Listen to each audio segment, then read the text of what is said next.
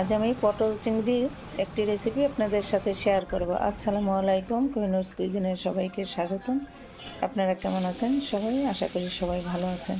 আমি চিংড়ি মাছগুলো কেটে ধুয়ে ভালোভাবে হলুদ মরিচ লাগিয়ে নিয়েছি, মাখিয়ে নিয়েছি। এবার আমি পটলটা কেটে ধুয়ে ভালোভাবে একটু ভেজে নিচ্ছি। তেলে পটলটা ভাজা হয়ে গেছে। এবার আমি কড়াইতে পেঁয়াজ, কাঁচামরিচ, লবণ দিয়ে পেঁয়াজটা একটু ভালোভাবে ভেজে নেব। পেঁয়াজটা ভাজা হয়ে গেলে আমি সবজিগুলো, চিংড়ি মাছগুলো দিয়ে আমি আজকে পটল চিংড়ি ভুনা করব। পেঁয়াজগুলো ভালোভাবে ভাজা হয়ে গেছে। এবার আমি একটু রসুন থেতো করে নিয়েছি।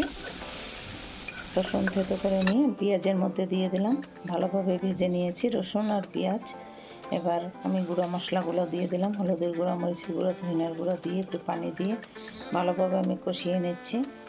ভালোভাবে কষানো হয়ে গেলে তেল উপরে উঠে গেছে। এবার আমি ভাজা পটলগুলো দিয়ে দিচ্ছি। আমি হালকা করে পটলটা ভেজে নিয়েছি। চিংড়ি মাছগুলো আমি ভেজে নিয়েছি।